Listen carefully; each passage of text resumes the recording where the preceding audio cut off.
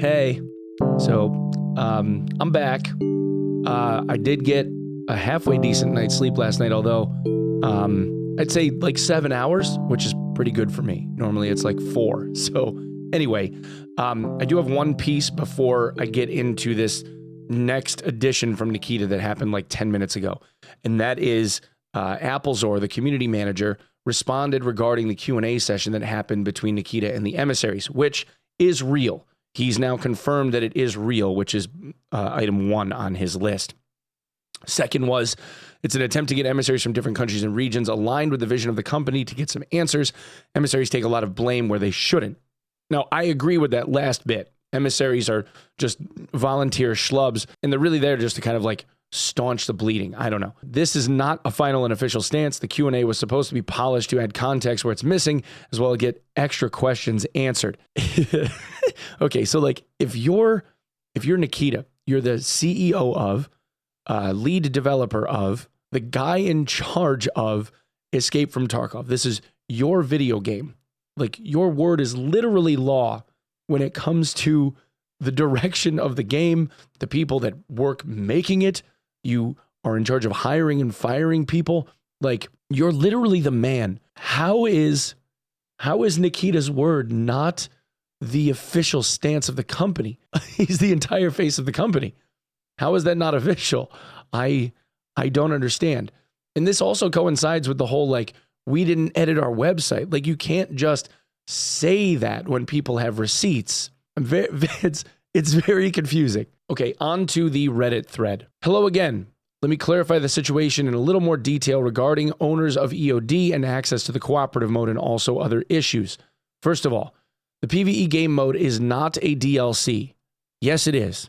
It doesn't matter whether or not you say it's not a DLC. In fact, it doesn't matter whether or not it's considered a DLC or not. The fact that matters is that back in 2017, when you had some of your earliest adopters of your video game, people paid out the $150 way back then to support the project because you said you will never have to pay for anything ever again. DLC, in our understanding, is the major additions to the game, including various functionality and content that are released after the official release of the game as a themed DLC pack. Scav Lake DLC, for example, which will add a lot of new mechanics and content for Scav gameplay and leveling. But when it comes to your defining of what a DLC is, you don't get to timeline it as saying it's a DLC after initial release, after 1.0. It doesn't matter whether you think that it comes after 1.0 when you've already set the precedent of Tarkov's arena mode being a technical DLC that you included for EOD owners as an added thing.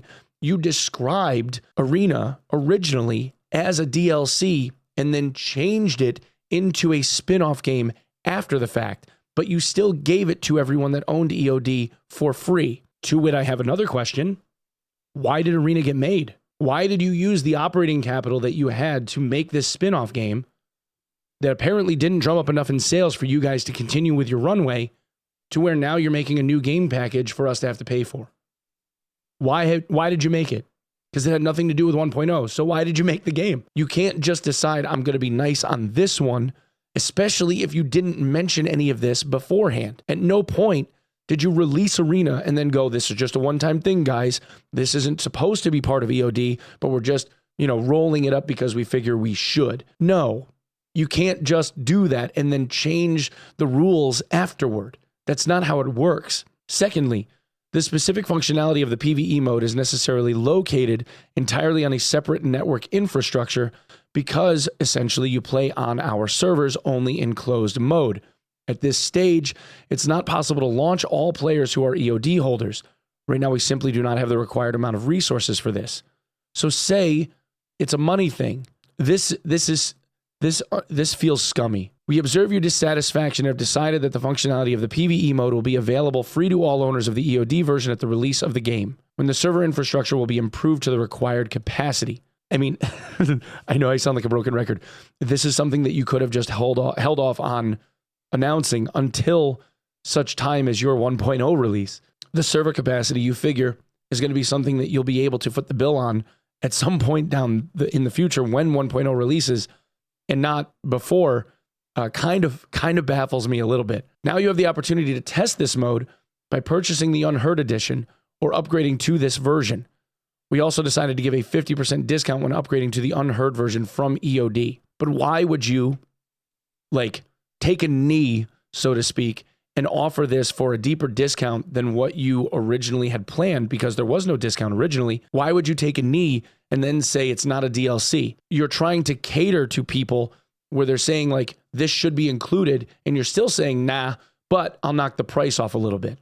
It's like you're agreeing that this should be some kind of a sort of DLC, but not really a DLC. Like, why are you discounting it if it's not that big of a deal? We plan to send one free Left Behind Edition key to everyone who has already upgraded to Unheard Edition at the old price of the EOD version. So they're going to give people a version of Tarkov for free to counteract the discount that they gave everyone that decides that they're going to buy it now. Moreover, so that any player of any version of EFT can have the opportunity to test the PvE mode, we want to add the ability to purchase a separate early access to PvE mode. For EOD owners, there will be a 70% discount on the purchase of early access to PvE. It would be interesting to hear your thoughts on this idea. So one of the things that we talked about before was just make this a separate purchase. Have PvE mode as a standalone thing that people could buy their way into. Here's the issue, Nikita. With the relatively small amount of sales that you already got on the big boy package that people bought into to pay the $100 to get their blue name, those guys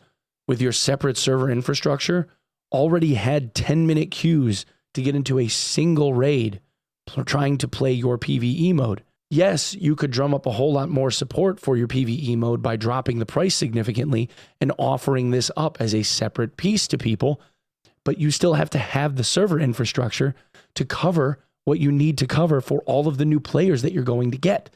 If you already have a server infrastructure problem that you apparently have not decided to try to afford, and now you have this massive influx of sales, ergo gamers that are trying to get in at the exact same time, you're going to make the problem larger. You need to get the server infrastructure in place still.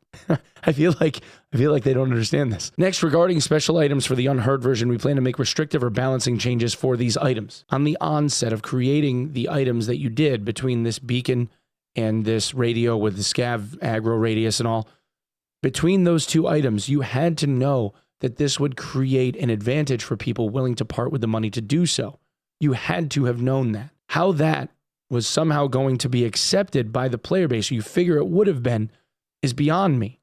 Yet you marketed it the way that it was set up originally anyway. Then in the marketing, you made mention that this beacon was going to be unique to the Unheard Edition. When everybody was like, what the hell, this is pay to win, there's no way in my head, if it were me sitting back, the only thing Nikita could have thought at that moment was, I know, because there's no way you couldn't have. Then, when you realized how big the backlash was, you decidedly said, oh, it'll be earnable in-game, the beacon, I mean, by several separate levels of ownership of Tarkov. Not all of them, just more than one. And then, in regard to even more pushback that you got, because it's literally pay to win, you've now suddenly come out and said we plan to make restrictive or balance changes. So if I've got this right, if I understand this, you've marketed a product, this Unheard Edition, you marketed a product with very obvious pay-to-win mechanics built into it that people knew that they were buying when they bought it and went, this is cool, I get this advantage. And for people that don't mind pay-to-win, they were like, all right, well, like, cool. I get to buy my way into something advantageous for me. In the process of all of the pushback, because pay-to-win shouldn't be in your video game, you've made modifications or say that you're going to the things that people already thought that they had bought. So, so you've got people that were mismarketed to on both ends of this spectrum. That is a talent I don't think I possess. Like, fucking wow. Oh boy. He also failed to make mention about the prioritized matchmaking issue, which, if there's the ability to give people priority matchmaking, that means it already existed, which means that there's possibly been accounts in the past that have been given priority matchmaking. If there's priority matchmaking, then there's probably the ability to tweak stats on individual accounts regarding fucking luck. The ability to spawn certain amounts of items based on a luck stat on the map is already something that's built in for a soft skill. technically by the description. So who's to say that there isn't something that the BSG employees could have tweaked for certain streamer accounts to better present the game because better loot shows up on their maps because they're popular? You see what I'm saying? Like, streamer loot could be a real thing. And the priority matchmaking could have already been getting handed to content creators with or without their knowledge or consent. That to me is an issue. And that shouldn't exist in this game at all. It shouldn't. And yet it does. And I've said this before, for me, this isn't something that I feel like I can get behind. I'm kind of just leaving this one in the rear view, but I obviously will continue to report on stuff that has to do with the game because it has mattered to me for a very long time. And I feel like it's kind of my job and obligation to keep reporting on this stuff. So it is what it is. I'm here. You know, and hell, the views and the ad revenue don't hurt either, right, boys? If we're being honest. Anyway, that's what I have for this one. Thanks so much. This is video number 1110. This is my 10th Tarkov video.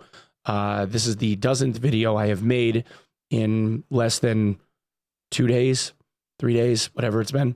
I'm going to try to take the rest of the day off today. My mom's coming into town. She's going to be here in a couple of hours to hang out and visit, and I'm probably going to go for a hike. Although this doesn't look like it's going to be the end of it, I feel like this is going to be, so there's going to be something else for sure, because this will not satisfy people, and we'll see where it goes from here.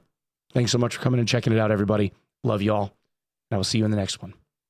Peace.